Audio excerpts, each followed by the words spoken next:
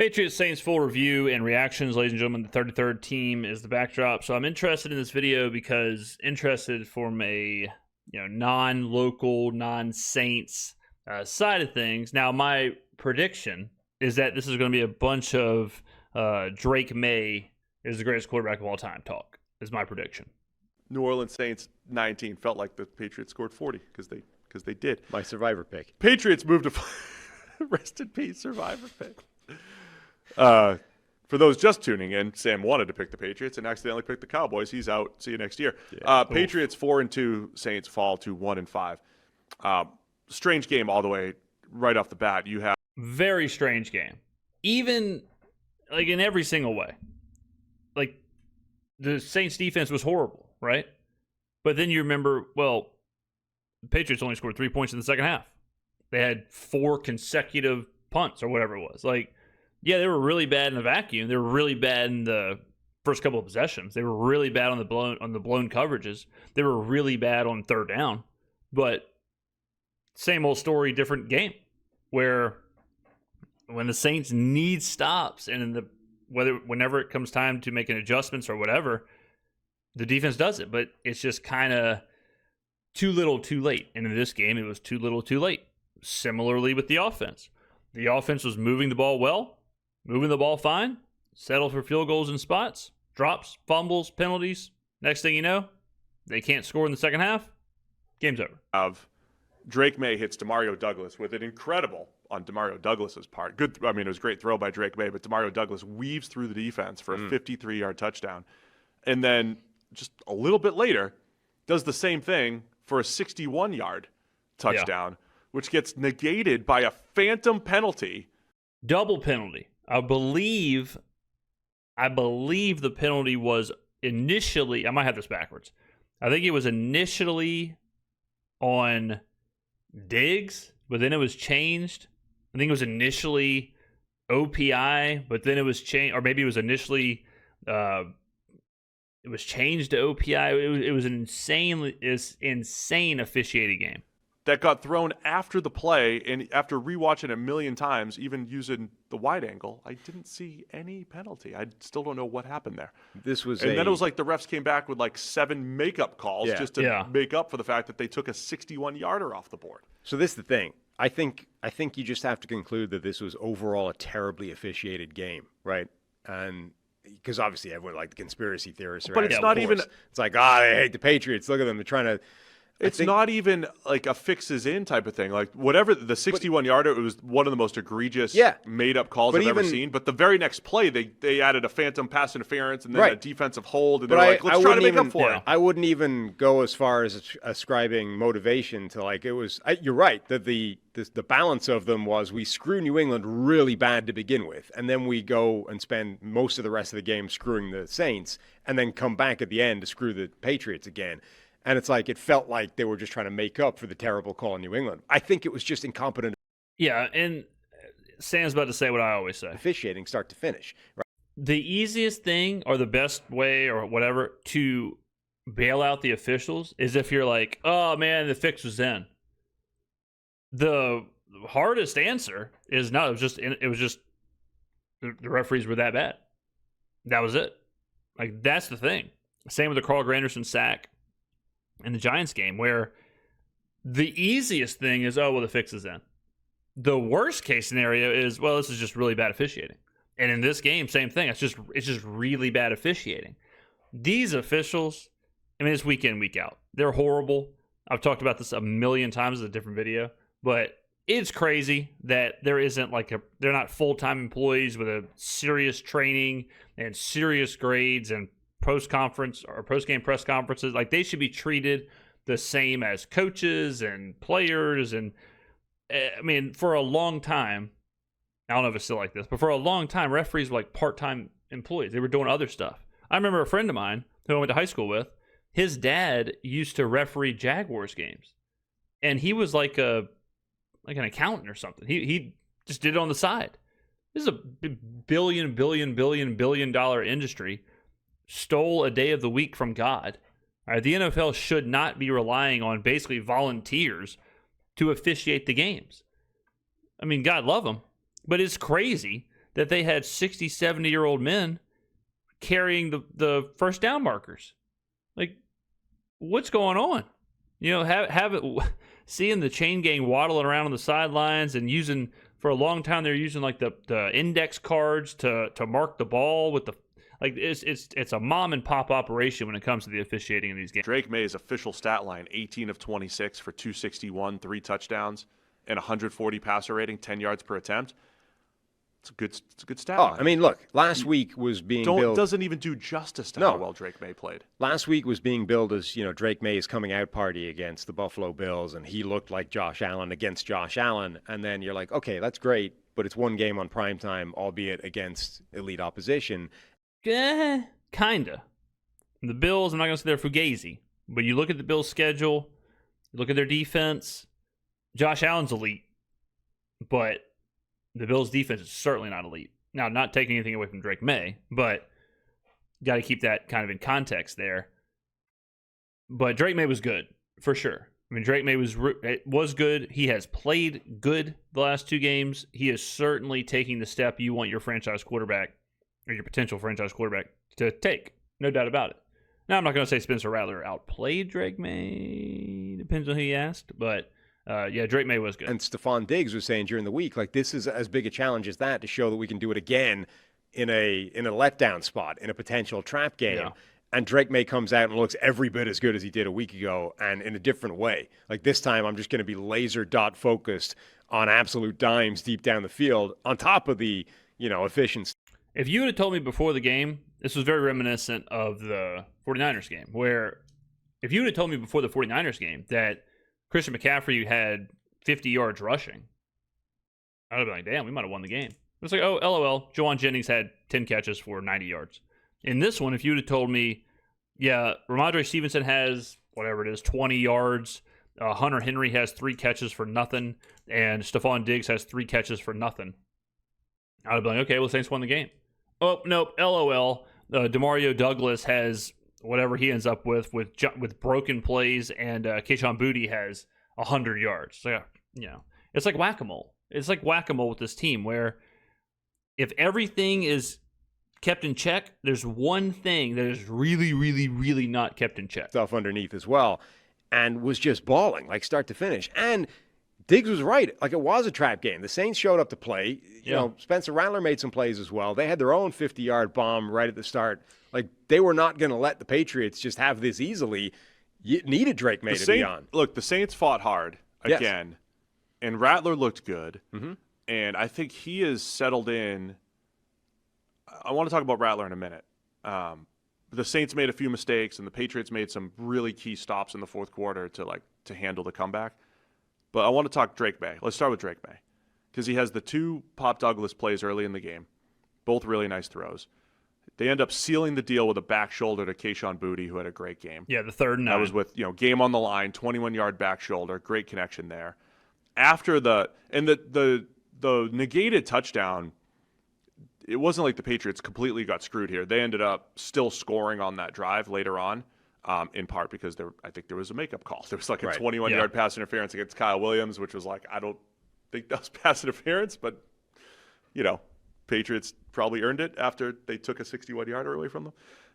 But the Kayshon Boutte touchdown that Drake Maye threw into tight coverage, Boutte made some great plays in tight coverage. Then they're backed up on, they have a Stephon Diggs offensive push-off. Yeah, and this one was fine. That was the push-off on Quincy Riley. Riley was in great position. They took a couple shots there. That was on like the 3rd and 11. Then it was 3rd and 25. Then it was 3rd and 31. And they were just taking shots. And I thought Riley was fine during that possession. Or whatever they called, which was suspect. Mm-hmm. Drake Maye dropped that in a bucket. Yep. And then there was a pass on 3rd and 27 to Mac Hollins where there's a little bit of contact, and it looks like an overthrow because there's contact. But, man, if he's not slowed up by that contact, that's another 45, 50-yard dime by Drake Maye. And this is when they're just backed up 3rd and 27, and it looks like he's just heaving it, and he puts it into just a perfect. Yeah, he's spinning the pill. Perfect spot. Maye is looking unbelievable right now. Yeah. Pinpoint accuracy, pocket movement with a purpose with Maye, And for a guy whose biggest question mark, I think, coming out was like, oh, he misses some easy ones. And this, like, he's completing like 73, 74% of his passes. And the stat line of 140 passer rating, which Scott Hansen kept citing his passer rating on Red Zone 900 times yesterday, it should have been perfect probably if he. It's crazy when a quarterback takes that step. And we saw it with Josh Allen where, Wyoming, he's super erratic. And even his first couple of years in Buffalo, you're like, I don't know, man, this guy's downright bad. Like, this is not going to work. And then you change, like Josh Allen, he changed his entire delivery. But you change something here, you change something there, and then it clicks. And then you're not only accurate, but you're like bullseye accurate. You're lethal, So, and sometimes it goes the opposite way, where a player comes into the league, they're inaccurate, or they can't read a defense, or they whatever it is, they don't fix it, and then that's just usually the end of their career. And so, I mean, there's a lot that goes into. It's not always just coaching. A lot of the times, it's up to the player too to figure out what works, what's not working, how do they fix it. They have so many resources, especially now. When you hear about play like Josh Allen, I believe went outside of Buffalo. He didn't. I'm pretty sure he fixed his mechanics with like a third party quarterback coach kind of guru. I don't think it was Buffalo's tutelage. So yeah, it can happen for sure, and it can absolutely be a thing where a player totally transforms who they are and how they play, even 2, 3, 4 years into the league. Just add a couple of those downfield dimes that he had that should have been caught and counted. Hey guys, real quick, only 40% of our viewers are actually subsubscribed, so let's change that. This gets me every time. Straight up jump scare. And now let's get back to the action. He was fantastic in this game. Really, really good.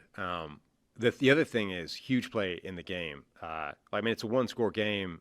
You look at the sort of the numbers. It's very, very similar both sides. Yeah. Except the turnover battle. Yep. One to New Orleans. It's crazy because, like in this game, right? You come out of this game with two thoughts. First thought is Drake Maye's the greatest player of all time. Second thought is Saints can't push the ball downfield.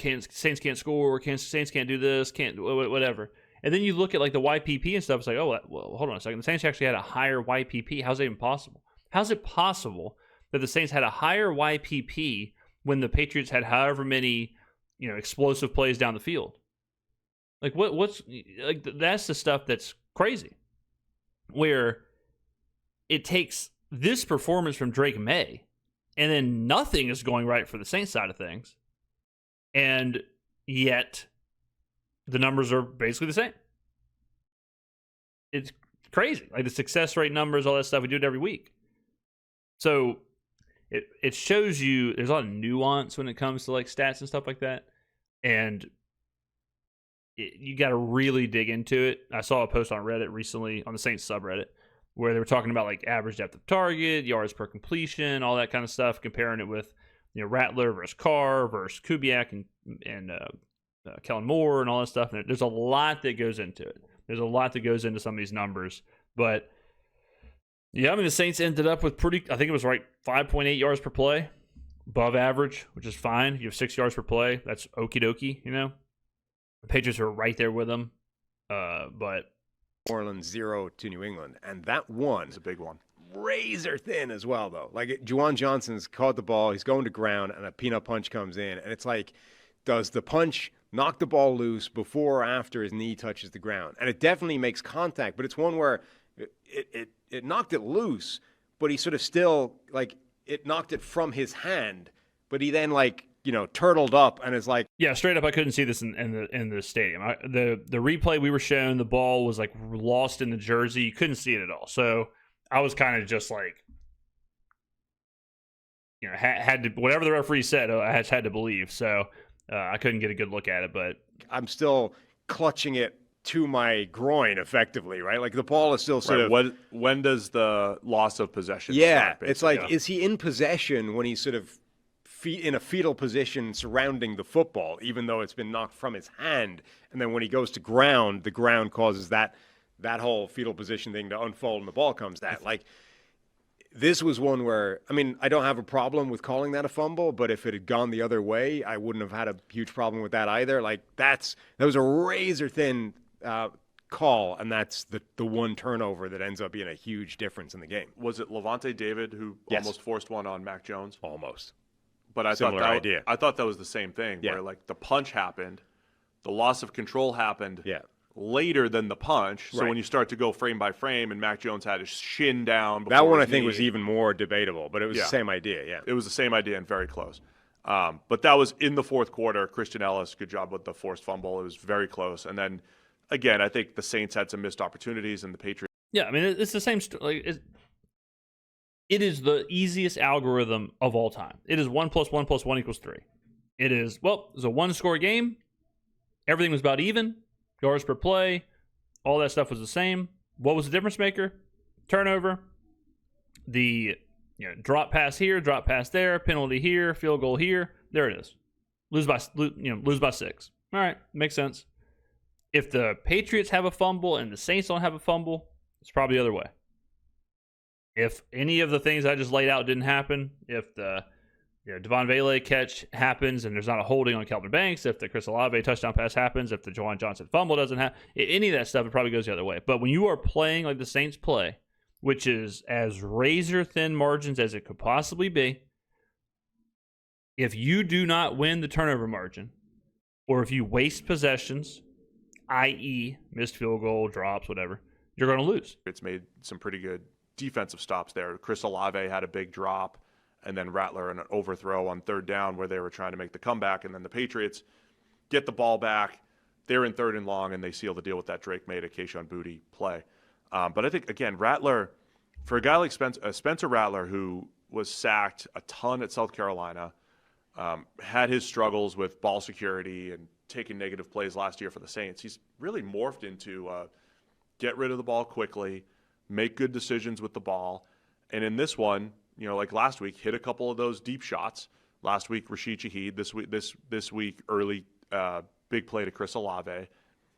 That was a great play, too, because it was a blitz. It was a blitz from the corner, and he threw it blitz side. I love that. That's how you beat a blitz. You throw into a blitz. That's the answer. It's easy math. If they're blitzing from a side, they're down a man or two or whatever, so throw to that side. And Rattler did. He saw the blitz coming. It was on the right side. Goes to Olave deep, makes the play. And Rattler, and this is kind of what I was talking about with the stats earlier, where if you look at all the metrics from last year to this year, some of it is easily explainable. The offensive systems are very different. Kubiak was zone read running offense, and then he wants to do play action and deep balls down the field. That is obviously going to have a longer time in the pocket than what Kellen Moore wants to do. Kellen Moore wants to do much more of like crossing and mesh routes and quick, get the ball out, play with tempo. We've heard all that stuff. And you can see it. Like the time to throw, Rattler is getting the ball out way quicker now, which also means, well, if you're in the pocket, or if you have the ball less, you're in the pocket less, which means less time to get sacked, right? What Rattler also is doing, his biggest step this year is his pressure to sack percentage. Off the top of my head, I think last year was like 25%. This year, it's like 10%. So he's cut that in half. And if you watch the games, he is great, has been great at navigating the pressure in the pocket as far as sidestepping it, letting the pressure go by him, moving up in the pocket, whatever. He has really negated pressure so far this season. And against teams that's what they do, like the New York Giants. Like the fact that he had no sacks in that game, and you could look at the sack number and say, oh, the offensive line must be much better. I would say it's part of the system. The offensive line has been better. I mean, just the addition of Kelvin Banks and some of the stuff we're doing, and Eric McCoy being healthy, all that stuff. But it's also the system, and it's also how Rattler is like navigating the pressure as it comes in. And just keep them in a game. I mean, if the rest of the Saints team was good, I think their playmakers are okay. Yeah. With Olave and Rashid Shaheed. All right, so I had a video on this exact topic. The playmakers are good, but that does not correlate to their playing good. They are not playing up to the level they need to be playing at. They are good. They can be good. They have been good. But drops, fumbles, all that stuff happens every game. Can't happen. Especially in games that are this tight. like the Cardinals game, like the 49ers game, like this game, like the Buffalo game. And it's not all on the same player. Like sometimes it's Juwan, sometimes it's Chris Olave, sometimes it's Rattler, right? Sometimes it's whoever. But they're, like, name value wise, they are good for sure. But in these situations, they are not playing as good as they should. And Juwan Johnson, like, they're okay, but you need better offensive line consistency. The defense, like, they're just not one of the more talented teams in the league. We've said that all season. It's one of the stories of the year for me, though, right? Like, they're going to have a top 10 pick next year, maybe number 1 overall, and they'll have a decision. This isn't, I don't know if it's like the Bears saying, do we want to keep Justin Fields or do we want to draft Caleb Williams? I think that was a slam dunk decision, but they. Well, that was totally different, too. A totally different front office coach. They fired everyone that drafted Justin Fields. The whole new group was coming in with the Caleb Williams thing. Totally different situation. This team is so far away from drafting a quarterback right now, it's bananas. That we went from tanking for Arch Manning to 6 weeks later. It's like, you're good at quarterback. I wouldn't worry about that. Like, I think it is no doubt about it. Best case scenario is they do what Cleveland did, where they have like the 2nd overall pick, 3rd overall pick. They get a team that's hungry for whatever player. That team trades up. You trade down. You still get your guy. For example, if the Saints have the 3rd overall pick or 2nd overall pick, they trade down to like 5 because someone wants to go up and get a quarterback. They trade down to 5, get the picks, get Reuben Bain. Like, that's best case scenario. That's perfect. More picks, get your player. The Saints have so many holes that you can kind of do whatever you want. Like, even if you don't get Bain, right? Even if it's like, all right, well, we missed on Bain. Now we're going to take a wide receiver. Or, we missed on that. Now we're going to take an interior defensive lineman. Now we're going to take a linebacker. Now we're going to take a cornerback. Like, you can kind of do whatever you want. So you're not pigeonholed into, like the Bears, for example, in that situation. They had to take Caleb Williams or whatever quarterback they wanted. But the Saints aren't in that situation. And when you aren't in that situation, you have flexibility to move around. They can move from 2 to 5 or 5 to 9 or whatever. They can move around, get picks, and still get a player at a position of need because they need so many different positions. They at least teased that they were going to think about it. Do the Saints have a legitimate decision with the year 3 of Spencer Rattler? Yes. By the way, they spent the 2nd on Tyler Shuck, who's backing him up. Yeah. Versus a top 10 pick next year. I think Rattler's absolutely playing himself into this long-term discussion for the Saints. I mean, it's an unusual call. I think the Fields thing was relatively close at the time. You know, people wanted to go to bat for Fields. Maybe. Would he go 4-2 or whatever in his 5-2 in his last 2 starts? And like I said, Fields' issue was the coaching and all that stuff changed. It's like, look, but the difference between the two is that you had investment in Fields. Like, he was a former first-round draft pick with supreme talent, et cetera. It's unusual. You rarely get a situation like this where Rattler was, a 5th-round pick in the end? A guy that maybe we thought should go in the 3rd or whatever, and ended up sliding in that draft where a lot of guys, where the next tier slid. But you rarely have a guy who's given that kind of opportunity, looks pretty good in it, and then but the team is bad enough that they lose those games, and end up in a position to draft the next guy. And it's like, because number one, you rarely get guys in the 5th round that get given that kind of opportunity. I mean, the last one was sort of Sam Howell, right? And he had that one season where he looked pretty optimistic. They gave him the next season. He was awful. Yeah. So this is like... And that's a good example. And I think that benefits Rattler is that you are free rolling. You are absolutely free rolling whatever you get out of Rattler for the first couple of years. He's a 5th round pick. He's making nothing. He's not hurting your salary cap. He's not doing nothing. Then the second he gets bad, if he does get bad, move off of him. Just like Sam Howell. Like Sam Howell, there was a conversation of, well, maybe he can let it rip. Turns out he's awful. They bench him. Next thing you know, he's in Seattle or wherever he goes. Like you can, there's nothing. I think it's the most beneficial thing for this team, especially when they're trying to trim the cap. They're trying to fill other positions. You're not looking for Rattler to be a top 10 quarterback. Yeah, if he is, that'd be awesome. But under the situation we are in now, you're totally fine with him playing at a top 20-ish level. Fix other stuff going on, figure it out, see how he develops. No harm, no foul. Take all the other resources and move him into the other positions. So, yeah, I think the unique part is the coaches. The fact that they inherited Rattler, but they have him like for a full year. Like they chose to start him this year. Like they could have went with Tyler Shuck. They chose to start him. He's been good, and now he's developing. Now he's growing. So it's not like the coaching staff where they inherit. Like Justin Fields is there, and then all of a sudden they have a chance to draft who people thought was a generational talent in Caleb Williams. If the Saints had the first overall pick this year, they probably take Cam Ward, and we're not even having this conversation. But now, through 6 games, I think you've seen enough to be pretty comfortable with giving him another year and see how it works out. Now, granted, this could all change if he turns into a pumpkin this year, and then they turn to Shuck, and then that could absolutely change this dynamic. But as of right now, I don't think you're even thinking about drafting a quarterback. But they didn't have the choice. It wasn't like they gave up a first round. Yeah, this is like if Sam Howell had played well in the year that he got given the starting gig, but somehow they had also lost all the games and ended up picking in the same spot, right? Like instead of, it's like they had the Jaden Daniels option, but Sam Howell actually balled out before that spot. That's kind of where they are with Rattler. Now, he's not played quite well enough that I think it's like if it happened tomorrow, right? If it happened tomorrow, they don't draft a quarterback. But we've got a lot of the season left.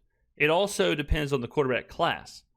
If you have a chance to draft whoever, like Cam Newton, Andrew Luck, like some of these like generational guys, you take them. It doesn't matter. It doesn't matter. You take them. Okay. Is that this class though? Is Dante Moore or Mendoza or whoever? I mean, we've already seen Drew Aller completely fall off. Garrett Nussmeier completely fall off. Like, we're already seeing this class, Arch Manning completely fall off. John Mateer, who knows? We're already seeing this quarterback class being like, I don't know. I mean, how many first-rounders are there? Right? I mean, it wasn't too long ago that Quinn Ewers was going to be a top 10 pick. He barely gets drafted. So, if you have a generational quarterback and you can take him, yeah, you take him. You don't worry about, well, we got this 5th rounder who's playing pretty well. No, you take the generational guy. But if there's not that, and you can take another position and feel pretty good about it, I'm okay with rolling Rattler out there. The draft starts tomorrow. I mean, who knows what the quarterbacks look like, but let's say fast forward and we end up with the exact same scenario for the rest of the season. I don't think you would say Rattler's played well enough yet that you could pass up a top quarterback, but it's starting to get to a conversation. And I see Drake in the chat saying, I don't believe in Spencer Rattler. Like, if I'm being honest right now, I don't know. I mean, we're 6 weeks into the season and I'm just reciting what I'm seeing. Yeah. Yeah, and I'm kind of like, that's one of those, like, I was a big, like, I remember when Brock Purdy was doing Brock Purdy things early on. I remember being like, this is not going to last. He can't keep doing this. He's not that good. He's wasn't that good at Iowa State. He's a 7th round draft pick or whatever he was. He's buried on the depth chart. He's only playing because of injuries. He's undersized. He doesn't have a strong arm. Like, it's a system situation. And then it keeps happening. And at a certain point, whether you believe in him or not, or whether at a certain point, it's like, this is just kind of what it is. And that's how I feel about this Patriots game, whether you think Rattler is long-term going to keep this up, or he's a long-term answer or whatever, you have to look at the 6 games of this season and say, okay, well, he had a 93 or whatever grade in the Patriots game. He's been 1st or 2nd graded on the offense in every single game this year except the Seattle Seahawks game. So something's happening. I don't know. But I got to kind of just put your hands up and say, okay, he's been pretty damn good. I had someone ask me after the Patriots game. They were like, should you go to Shuck? In what universe do you bench the guy on the offense who had a 93.4 or whatever it was grade? No one else on the team had above a 70. You're going to bench your best player? Because let's not mince words. That's what he's been so far. He's been your best player. If Kendre Miller had a 94 grade, you don't say, I don't know, man. Do you think we should get You think we should get Devin Neal some work? What? No, he's our best player. I don't care about the unknown of Devin Neal. If Kendra Miller's playing at that level, keep playing Kendra Miller. You know, like, I think at some point you probably do need to see what's up with Tyler Shuck, but not if Spencer Rattler's rolling out 90-plus grades. I mean, just a PFF grade, okay? Just using that. He had a higher grade than Drake Maye in this game, where Drake Maye looked as good as you can possibly look. So for a team that, like the Saints, are trying to find something, the way you find something is not benching your best player. That's not how it works. It's been pretty good. But it's gone from... But I don't know. Like, we'll see what... Like, there's a lot of football to be played. It's gone from the assumption that Tyler Shuck was going to be starting this season to actually Tyler Shuck hasn't won this job. We can't possibly give him the gig. And you're like, well, the Saints are done now with Spencer Rattler at QB. This is awful. And Rattler's looked pretty good. Like, Rattler has not been the problem for the first, few weeks of the season. They're 1-5. You wouldn't say any of those games are because Rattler's not good. Agreed. Yeah. And again, I'm using the PFF grade as like a hard metric to quantify this.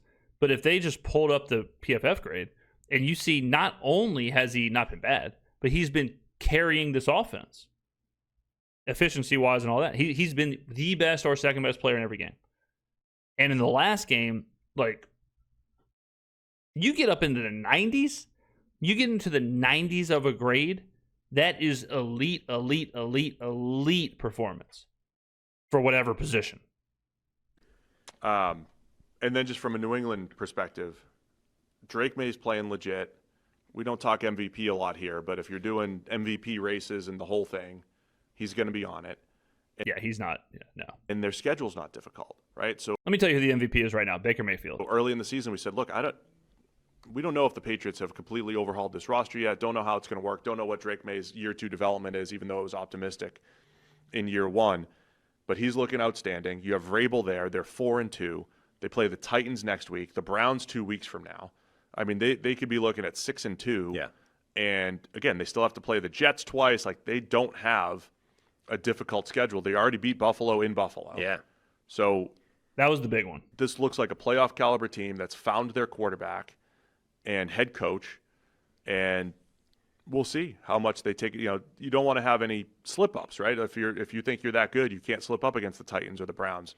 But if they take care of business, they're going to make a little run here. Going all the way back to preseason, if you looked at strength of schedule based off the sort of Vegas win forecast as opposed to last year's record, there were only really 3 teams at either end of the spectrum that had a notable schedule, right? 3 teams with an easier than the group, and then 3 teams with harder than the group. So effectively only 6 teams that it really made any difference to, right? Everyone else is more or less in the middle. There's not much difference. The Patriots had the second easiest schedule in the NFL on paper heading into the season. The 49ers had the easiest. So, like, the Patriots' schedule is a real thing. And we were saying, look, even with that in mind, this is a team that could win 4 games, that could win 11 games. Yeah, their preseason win total was like 7.5 or 8, depends on where you were looking at it. And a lot of that was the Drake Maye question and the Mike Vrabel question, where it's like, is this going to make that much of a difference? With Drake Maye playing like this, it certainly has. But it just goes to show you, a lot of people are like, well, you got to have these like generational playmakers, star player, top 100 players. Ramondre Stevenson ain't that.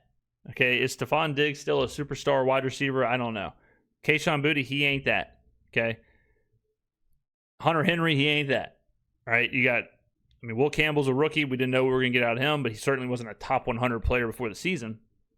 It shows you there's a lot of ways to win. And sometimes the way to win is just to be a buttoned-up professional organization who doesn't beat themselves, and you take advantage when they're there, like against Buffalo. Buffalo fumbled the football. Buffalo was -2 in the turnover margin, whatever it was. Patriots took advantage of it. And, yeah, Drake Maye is playing elite right now for sure. But it's not always stacking top 100 players or stacking superstar players or, whatever. Sometimes it's just what the Patriots have done. I mean, right now you're looking at it and saying this could be an 11-win team. Closer to the 11 right now. They now. Could potentially threaten the Bills with the division. More likely, they're going to be sitting in one of those wild card spots, and this is a playoff team right now. Yeah. Thanks for watching. All right, there you go, ladies and gentlemen. Thank you for watching. I'll see you in the next video.